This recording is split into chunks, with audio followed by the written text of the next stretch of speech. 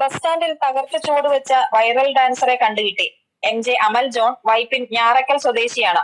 പറവൂർ സ്വകാര്യ ബസ് സ്റ്റാൻഡിൽ നിർത്തിയിട്ടിരുന്ന ബസിൽ നിന്ന് ഉയർന്ന് ചാടിയിറങ്ങി നൃത്തം ചെയ്യുന്ന അമലിന്റെ വീഡിയോ സമൂഹമാധ്യമങ്ങളിൽ വൈറലായിരുന്നു.